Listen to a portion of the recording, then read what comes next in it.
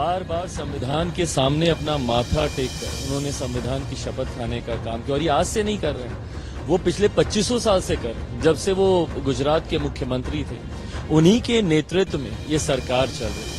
आज तक ऐसा कोई एक उल्लंघन मुझे बता दीजिए ना जो संविधान का हुआ हो, जिसकी वजह से ये लोग इस तरीके का भ्रम फैलाने का कार्य करते हैं। हकीकत है विपक्ष के पास कोई मुद्दा नहीं है, लोगों को सिर्फ डरा कर ही ये उनका मत हासिल करते हैं और यही प्रयास इस बार चुनाव में भी इन लोगों ने किया।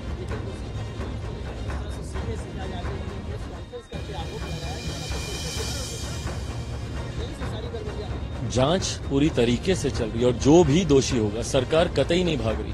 हम लोग के पास छुपाने के लिए कुछ नहीं है, हम लोग खुद चिंतित हैं। मेरे प्रधानमंत्री ने सबसे पहले संभवतः ये बातें इस तरीके से सामने भी नहीं आई थी, तब से उनकी चिंता है। सारे स्टेक होल्डर्स से बात चल रही है, भले वो पेपर लीक का मामला हो या फिर जिस तरीके से ग्रेस मार्क्स देकर कई छात्रों की चिंताएं बढ़ी हैं, इन तमाम विषयों को ध्यान में रखा जा रहा है। जांच एजेंसी भी अपने स्तर पर इन्वेस्टिगेशन कर रही है। जो भी दोषी होगा, भविष्य में ऐसी घटना ना घटे, इस बात को सरकार सुनिश्चित करे कि आपके क्षेत्र की जनता ने आपको विकास के कार्यों के लिए चुना है कि यहाँ पर आकर इस तरीके की विवादित राजनीति करने के लिए। भाई जिस तरीके से ऐसे प्रतीकों को गलत दृष्टि में इतने दशकों से दिखाने का प्रयास किया गया, आज जब हमारे प्रधानमंत्री जी के द्वारा उन्हें उचित सम्मान दिया जाता है, क्यों इन्हें इन सारी चीजों से एतराज होता है? क्यों नहीं भैया सकारात्मक राजनीति की सोच ये विपक्ष के नेता रख सकते हैं, एक साथ आगे बढ़ने का प्रयास करें, ना कि इस तरीके के विवादित बयान देकर बंटवारे की राजनीति करें।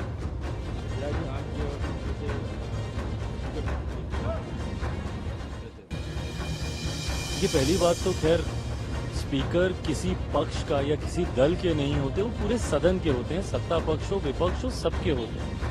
ऐसे में सर्वसहमति से इनका चुनाव होना चाहिए, ऐसी एक परंपरा रही है। आजादी के बाद से अक्सर हम लोगों ने देखा है कि इसी परंपरा का सत्ता पक्ष विपक्ष निर्वहन करते हुए सर्वसहमति से स्पीकर को चुना जाता है। बट बहरहाल विपक्ष की जिद की वजह से एक ऐसी परिस्थिति सामने आई और विपक्ष पूरी तरीके से जानता है कि ना उनके पास संख्या है, ना उनके पास वो आंकड़े हैं जिससे वो अपने प्रत्याशियों को जिता पाए। बट बहरहाल जहां एक तरफ आदरणीय ओम बिरला जी की जीत सुनिश्चित है, हम लोग इस बात को भी मानते हैं कि उनकी तरफ के भी कई लोग ऐसे हैं जो हम लोग के पक्ष में मतदान करेंगे, जो कि इस सोच के खिलाफ है। यहाँ पे इन लोगों ने स्पीकर के पद तक को चुनाव के क्षेत्र में लेके जाने की सोच रखी। इंडिया ब्लॉक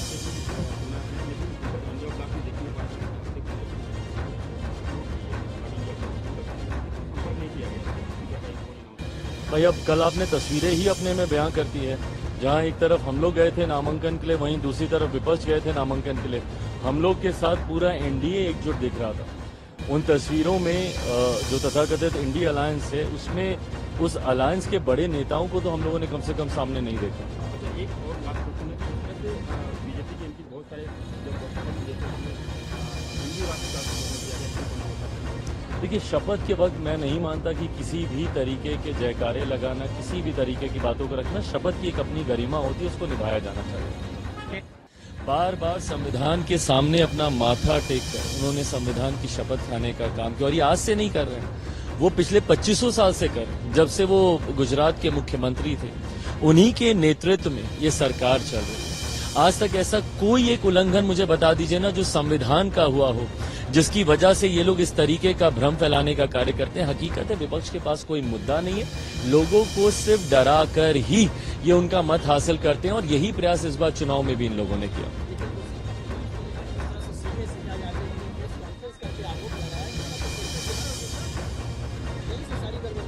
जांच पूरी तरीके से चल रही है और जो भी दोषी होगा, सरकार कतई नहीं भाग रही।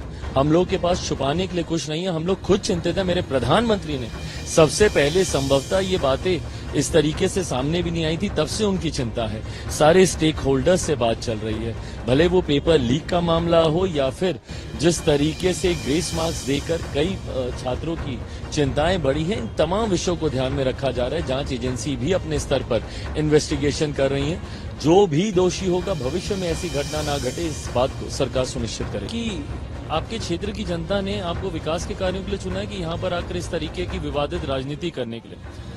भाई जिस तरीके से ऐसे प्रतीकों को गलत दृष्टि में इतने दशकों से दिखाने का प्रयास किया गया। आज जब हमारे प्रधानमंत्री जी के द्वारा उन्हें उचित सम्मान दिया जाता है, क्यों इन सारी चीजों से ऐतराज होता है?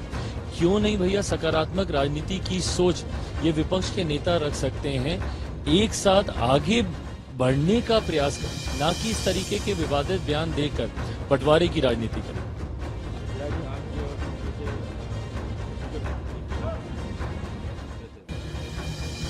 ये पहली बात तो खैर स्पीकर किसी पक्ष का या किसी दल के नहीं होते, वो पूरे सदन के होते हैं। सत्ता पक्ष हो विपक्ष हो सबके होते हैं। ऐसे में सर्वसहमति से इनका चुनाव होना चाहिए, ऐसी एक परंपरा रही है।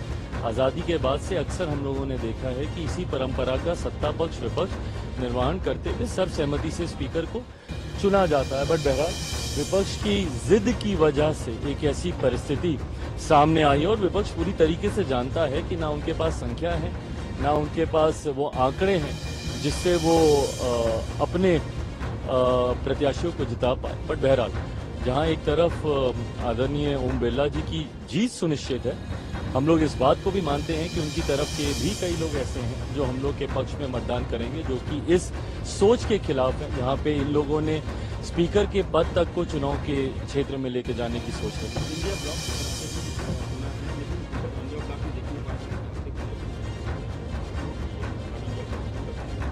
नहीं किया गया।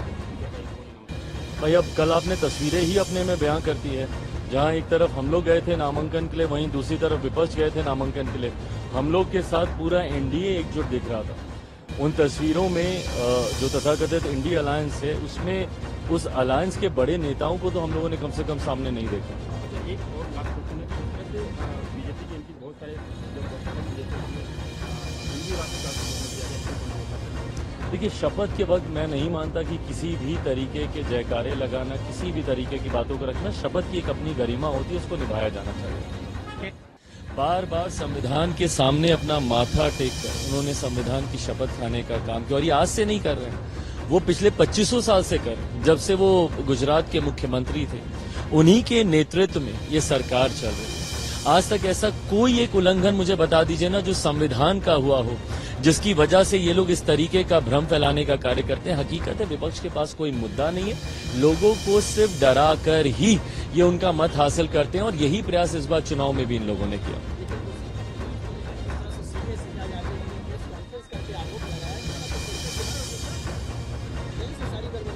जांच पूरी तरीके से चल रही है और जो भी दोषी होगा, सरकार कतई नहीं भाग रही।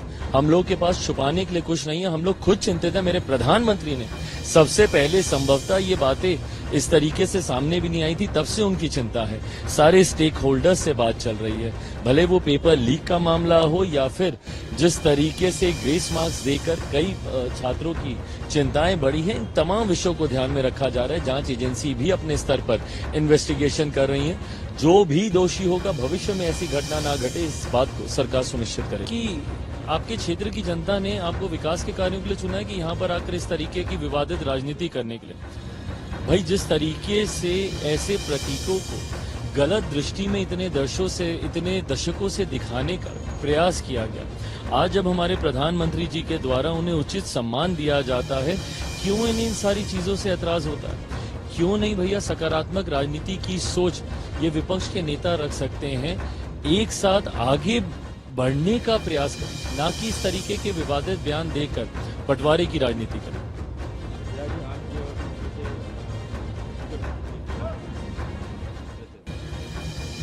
ये पहली बात तो खैर स्पीकर किसी पक्ष का या किसी दल के नहीं होते, वो पूरे सदन के होते हैं। सत्ता पक्ष हो विपक्ष हो सबके होते हैं।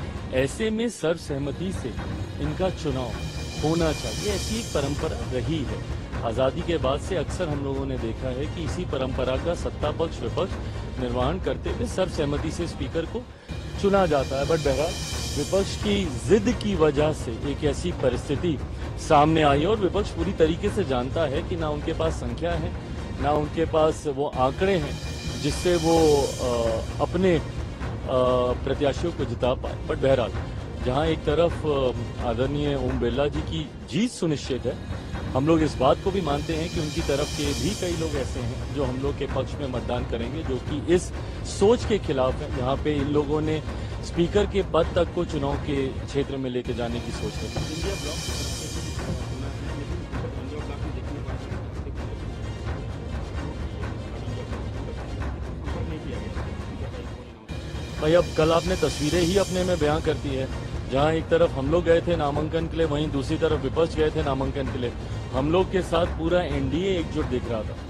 उन तस्वीरों में जो तथाकथित इंडिया अलायंस है, उसमें उस अलायंस के बड़े नेताओं को तो हम लोगों ने कम से कम सामने नहीं देखा। अच्छा, एक और बात क्वेश्चन है, जैसे बीजेपी के इनकी बहुत सारे जब जैसे हमने हिंदी राष्ट्र का संबोधन किया गया। देखिए, शपथ के वक्त मैं नहीं मानता कि किसी भी तरीके के जयकारे लगाना, किसी भी तरीके की बातों को रखना, शपथ की एक अपनी गरिमा होती है, उसको निभाया जाना चाहिए।